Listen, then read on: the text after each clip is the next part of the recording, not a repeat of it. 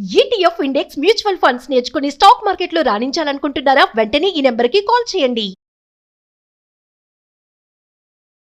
రమగారు, మీకు ఒక సామెత చెప్తాను. యథా రాజా తదా ప్రజ అంటారు. అంటే రాజు ఎలా ఉంటాడో ప్రజలు కూడా అలానే ఉంటారు. ఇంట్లో కూడా మన ముందు వాళ్ళు ఎలా ఉంటే వెనక వారు కూడా అదే దారిలో నడుస్తారు కదా. ఆవు చేలో మేస్తే దూడ గట్టును మేయదు. అంతే, అది కూడా చేడికే వెళ్తుంది కదా. అంతే. అసలు ఈ సామెత ఏంటి, ఎందుకు వచ్చింది? సామెతని జస్టిఫికేషన్ గా బోల్డని విషయాలు చెప్పుకోవాలి చేయ మనం. రాజు నిస్వార్థపరుడు కాకపోవటం, నిస్వార్థంగా ఉండటం, ప్రజల కోసమే పనిచేయటం, ప్రజల అవసరాలు చూడడం, ప్రజల్ని కన్న బిడ్డల్లాగా చూసుకోవటం చేస్తే ప్రజలు నిస్వార్థంగా ఉండి రాచరికానికి కావలసిన అన్ని రకాల సేవలు అందించి కన్న తండ్రిని చూస్తున్నట్టుగా రాజును చూసుకుంటారు. రాజు దుర్మార్గుడు, ప్రజలు దొంగలు, సోమరిపోతులు, జూదర్లుగా ఉంటారు. దుర్మార్గుడు వాడు ఏదో ఒక టైంలో ఎంతసేపు వీళ్ళ దగ్గర నుంచి డబ్బులు లాగేస్తాడు, వీళ్ళకి రకరకాల పన్నులు విధిస్తాడు, ఏ అవకాశం వచ్చినా ప్రజల్ని హింసించడానికి చూస్తాడు. వీళ్ళ తాలూకు అంటే ఏమనాలి దాన్ని, ప్రజోపయోగ కార్యక్రమాలు ఏమి చేయడు, ప్రజారోగ్యాన్ని పట్టించుకోడు, ప్రజలకు ఏం చేయడు, వీళ్ళు సంపాదించిందంతా కొల్లగొట్టాలని చూస్తాడు. వాళ్ళు ఏం చేస్తారు, రాజుని చంపేయడానికి చూస్తారు. ప్రజలు ఏం చేస్తారు, వెంటనే అంతే, వీళ్ళని దింపేసి మంచివాడిని ఎక్కించుకోవాలి. ఎప్పుడు రాజు అంటే రాజు అనే కింగ్ అనే కాదు, అధికారి. ఒకటి కింద 100 మంది పనిచేస్తున్నారు. ఆ 100 మంది యోగక్షేమాలు అతను గనక అధికారి చూస్తే అధికారి చల్లగా ఉండాలని వీళ్ళు పనిచేస్తారు. మన సంస్థ ఇంకా ముందుకెళ్ళాలని వీళ్ళు పనిచేస్తారు.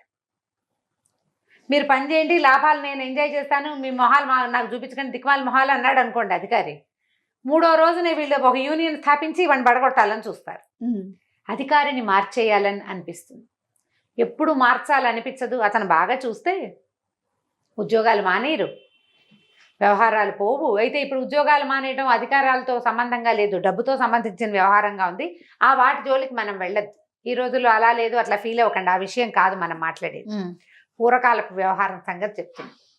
అయితే ఈ సంస్థల్లోనూ వాటిలల్లోనూ పనిచేసే వాళ్ళందరూ కూడా ప్రజల కిందే కదా.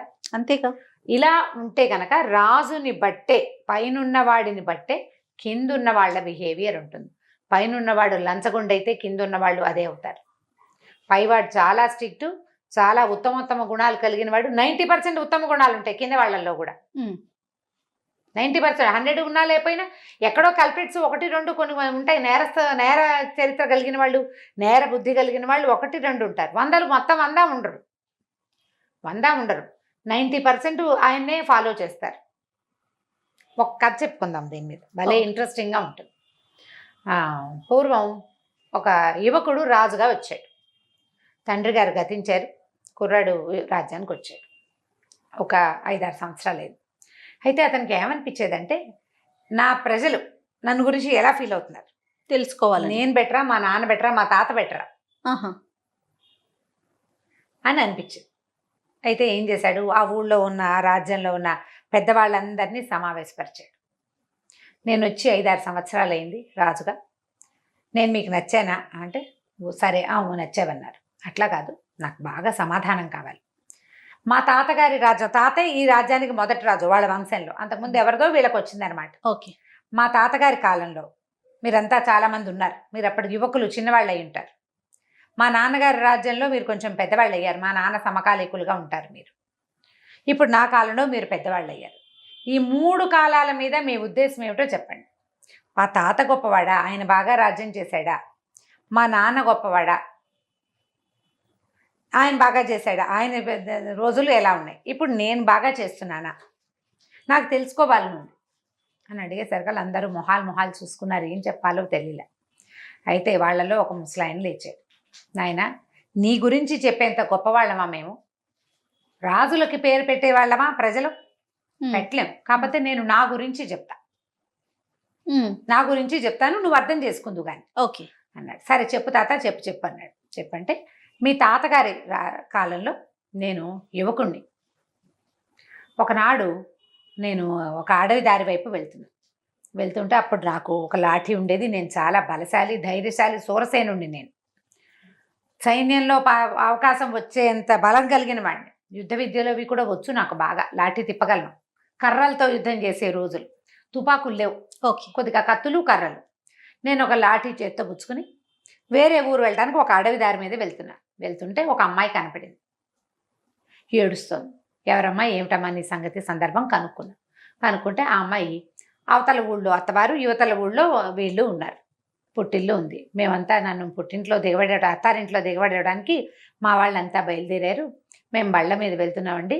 దొంగలు వచ్చి పడేసరికల్లా నేను పారిపోయాను భయపడి. అమ్మాయికి ఒంటి నిండా సొమ్ములున్నాయి. పుట్టింట్లో అన్ని అలంకారం చేసి సారెతో సహా అత్తవారింటికి పంపించారు. అత్తవారికి ముందే ఉత్తరం వెళ్ళింది, ఫలానా రోజు కోడలు వస్తోంది అని. నాతో పాటు వచ్చిన మా అన్నయ్య, మా మావయ్య వాళ్ళు ఎటు వెళ్ళిపోయారో తెలియలేదండి. నేనేమో బండిలో ఉన్నదాన్ని కాలు కొద్దీ పరిగెత్తేశాను. ఈ పక్కకు వచ్చేసి బళ్ళు కనపడలేదు, పనివాళ్ళు కనపడలే, అన్నయ్య మావయ్య అసలు దిక్కే లేదు అని ఏడుస్తూ కూర్చుంటే అమ్మ మీ అత్తవారిల్లు ఏ ఊరమ్మా, ఇల్లు ఎక్కడో తెలుసా, ఇంతకుముందు వెళ్ళావంటే చిన్నతనంలోనే పెళ్ళయింది ఆ అమ్మాయి, కాపురానికి ఇప్పుడు పంపుతున్నారు. తెలుసండి, ఫలానా మాధవరం అండి, మరి దారి కూడా నాకు ఆ ఊళ్ళోకి కనుక తీసుకెళ్తే అక్కడి నుంచి మా వాళ్ళ ఇంటికి వెళ్ళటానికి నాకు దారి తెలుసు అనేసరికి లేవమ్మా పర్వాలేదు, మరి సొమ్ములు ఉన్నాయి కదా, పద నేను నిన్ను మీ అత్తారింట్లో దింపుతానని తీసుకెళ్ళాడు ఈయన. నేను తీసుకెళ్ళాను అని చెప్తున్నాడు. వెంబడబెట్టు తీసుకెళ్ళా. ఆ పిల్లకి ఒక 16-17 సంవత్సరాలు ఉంటాయి. 16-17 ఏళ్ల పిల్ల కాపురాన్ని పంపుతున్నారంటే అదే కదా. చక్కగా వడ్డాణవది పెట్టుకుని చెవులకు లోలాకులు, మెన్నిండా నగలు, చేతులుండా గాజులు, పాంజేబులు గల్లు గల్లుమంటూ రాజుల పిల్ల, పాదాలకు కూడా బంగారపు పట్టీలు ఉన్నాయి పాపకి. తీసుకెళ్ళాడు వెనకాల. తీసుకెళ్తే సరే ఈ లోపల ఏమైంది, ఇది ఇక్కడ సాయంకాలం అయిపోయింది. ఈ అత్తవారింటికి వాళ్ళకి ఏం కబురు వచ్చింది, మధ్యాహ్నమే కోడలు అందరూ వస్తారని. ఆ కోడలు రాలా, ఈ బళ్ళు రాలా, వాళ్ళు అక్కడ హడావిడి పడిపోతున్నారు ఏం జరిగిందో తెలియక. కొంతమంది వచ్చి సందు మొగదల్లో నుంచి చూస్తున్నారు బళ్ళు వస్తున్నాయా. రాత్రి అయిపోయింది. ఆ రాత్రి 9-10 గంటల వేళ నేను లాఠీ చేత్తో పుచ్చుకుని ఈ పిల్లని వెంబడి పెట్టుకుని వాళ్ళ ఇంటికి తీసుకెళ్ళేసరికి వాళ్ళంతా చాలా ఆనందించారు. మగవాళ్ళు బళ్ళవాళ్ళు సామాన్లు పోయినా ఏదో రకంగా ప్రాణాలు దక్కించుకొచ్చేస్తారు. ఈ ఆడపిల్ల, దీనికి తోడెవరు ఆడవాళ్ళు లేరు. అన్నయ్య ఉన్నాడు కదా అని పిల్లని బయలుదేరి తీశారు వాళ్ళు. వాళ్ళకి అక్కడ అవకాశం లేదు, తల్లి లేదు ఏదో, మరి ఒక పిల్లనే పంపారు. 4-5 ఆడవాళ్ళు ఉంటే అదో దారుండును. ఈ పిల్ల ఒక్కతే ఉంది. సర్వాలంకార శోభితంగా వాళ్ళు ఇంట్లో అడుగుపెట్టిన కోడలను చూసి వాళ్ళంతా సంతోషించారు. ఒక్క నగ చెదరకుండా పిల్లని పువ్వులా తీసుకొచ్చి దించావు నాయన, నువ్వు ఎంత గొప్పవాడివో అని వాళ్ళ మామగారు ఎంతో సంతోషించారు. ఆ పూట భోజనం పెట్టారు. అంత కట్ట డబ్బులు పట్టుకొచ్చి ఇవ్వబోయారు నాకు, అంత సంచి. పిల్లని సేఫ్గా తీసుకొచ్చామంటే భలేవారు, ఇది నా బాధ్యత. మా ఊరు ఆడపిల్ల. నేను ఆ సమయంలో ఒక సైనికుడు, ఒక వ్యక్తి ఏం చేయాలో అది చేశాను. దానికి డబ్బులు తీసుకోవటం ఏమిటి? రాత్రి వేళ వచ్చా భోజనం పెట్టారు, భోజనం తిన్నాను, అంతే. ఏమీ వద్దు నాకని తీసుకోలేదు. వాళ్ళు ఎంత బలవంత పెట్టారో. ఆహార ధాన్యాలు ఇస్తామన్నారు. అప్పుడు కూడా నేను చేసిన పనికి ప్రతిఫలం తీసుకోవటం ఏమిటి? ఇది నేను చేసింది ఒక మానవుడు, ఒక మగవాడు, ఒక వీరుడైన వాడు చెయ్యవలసిన పని అది. ఆ పని చేసి నేను వెనక్కి వచ్చాను. బాబు, ఆనాడు మీ తాతగారు రాజు. తర్వాత కొంతకాలం అయ్యాక నేను పెద్దవాడిని అయ్యా. క్రమంగా నాకు సైన్యంలో పెద్ద ఉద్యోగం ఏం లభించలేదు, ఏదో చిన్న సైనిక పదవి లభించింది. రోజులు గడుస్తున్నాయి. పిల్లలు పెళ్ళయింది, నాకు పిల్లలు కలిగాక క్రమంగా నాకు ఏమనిపించడం మొదలుపెట్టింది, ఏమిటో నా తెలివి తక్కువ. వాళ్ళు డబ్బులు ఇస్తే తీసుకోకూడదు, నేను డబ్బులు తీసుకుని ఉంటే బాగుండేది. ఇప్పుడు ఆనాడు కనుక వాళ్ళు ఇచ్చిన ఆ మూట తీసుకుని ఉంటుంటే, వాళ్ళు రాజులు, పెద్ద కుటుంబం వాళ్ళకి అది లెక్కే కాదు. మనం చేసిన సహాయానికి డబ్బిస్తుంటే ఆ పొగరపోతానం ఏమిటో నా బొందా తెలివి తక్కువగాను. డబ్బులు తీసుకుంటే బాగుండేది. ఇవాళ నా జీవితానికి అక్కడికి వచ్చేది డబ్బులు తెచ్చి దాచుకునేవాడిని. అంతే. ఉద్యోగం ఉంది, ఏదో చేసుకునేవాళ్ళం, అవసరమైనప్పుడు ఆ డబ్బు వాడుకునేవాడిని. నేను చాలా తెలివి తక్కువగా చేశానని ఎప్పుడు అనిపించేది బాబు నాకు. నడి వయసులోకి వచ్చాక ఎప్పుడు అదే ధోరణి. ఆనాడు నేను వదిలిపెట్టుకున్న ఆ రూపాయల మూట, వాళ్ళు మూటగట్టిన ఆ సంచి కూడా నాకు గుర్తొస్తూ ఉంటాయి. ఇప్పుడు నేను ఉద్యోగం చేసి డబ్బులు తీసుకోవట్లే. అప్పుడు కూడా నేను ఉద్యోగమే చేశా, డబ్బులు తీసుకుంటే సరిపోయేది. ఎంత తెలివి తక్కువ వాడినో నేను అని వయసు పెద్దదైన నాళ్ళు బాధపడుతూనే ఉండేవాడిని. బాబు, ఆ రోజు మీ రాజు, మీ నాన్నగారే రాజు. ఇప్పుడు నేను వృద్ధుణ్ణయ్యా. నా పిల్లలు పెళ్ళిళ్ళైనా, ఏదో కుటుంబం, నేను ఒక్కడే ఉంటున్నా, భార్య లేదు. నాకు రోజు అనిపిస్తుంది, ఏమిటో నా తెలివి తక్కువ. వాళ్ళ ఒక పిల్ల దొరికింది కదా నాకు 16 ఏళ్ళ ఎలా జవ్వని. దాన్ని చెంపకాయ కొట్టి ఇంటికి తెచ్చి పెళ్లి చేసుకుంటే నన్ను ఎవడడుగుతాడు? దాని ఒంటి మీద బోళ్ళు బంగారం ఉంది. ఆ బంగారం అంతా నా సొంతమయ్యేది. ఎంత బంగారం! అంత వయసులో ఉన్న పిల్లని వదిలిపెట్టేశానే. ఆ పిల్లని చేసుకుంటే బాగుండేది, ఆ డబ్బు కూడా నొక్కేస్తే బాగుండేది ఆ నగలన్నీ. వాళ్ళ ఇంటికి తీసుకెళ్ళి వేరే విధాలు అప్పచెప్పానేమిటో అని అనిపిస్తోంది ఇప్పుడు నా బుద్ధి ఏంటంటే, ఓ వయసులో ఉన్న ఒక పిల్ల కనిపిస్తే దాన్ని సొంతం చేసేసుకోవాలి, దాన్ని అంతు చూడాలి. ఈ వయసులో ఆ వాళ్ళ చూడలేకపోయానని ఇవాళ నాకు దిగులుగా ఉంది. అయ్యా ఇప్పుడు నువ్వు రాజు అని దండం పెట్టాడు. రాజు నిశ్శబ్దంగా కూర్చున్నాడు. అర్థమైంది ఆయనకి. మా తాత నాడు సహాయం చేయటం విధి. మా నాన్న నాడు సహాయం చేసినా డబ్బు తీసుకోవాలనే ధోరణి. నానాడు సహాయం చేయకూడదు, దారిపోయే వాళ్ళని కూడా దోచుకోవాలనే బుద్ధి పుట్టేసింది. అంటే నేను ఎక్కడున్నాను? ఇదా నేను వీళ్ళకి నేర్పిస్తోంది? ఏ అవకాశం వస్తే దాన్ని గ్రాప్ చేయటమా? కనపడిందంతా సొంతం చేసుకోవటమా? అది ఎవరిదో మనదా పరాయిదా అన్న ధ్యాస లేదా? ఉచితంగా వచ్చేది ప్రతిదీ కావాలనే ధోరణి. ఉచితంగా ఎన్నాళ్ళు ఎవరిస్తారు మనకి? నేను శక్తివంతుణ్ణి, నాకు వయసు ఉంది, నేను పని చేసి సంపాదించుకుంటా, నా అన్నం నేను సంపాదించుకు తినాలనే ఇంగితం లేకుండా చేశాడంటే రాజు ఎంత పనికి మాలినవాడు, ఎంత పనికి మాలినతనం. విరక్తి వచ్చేసింది కుర్రాడికి. నేను పనికి మాలిన వాడిని, నేను సరైన వాడిని కాను.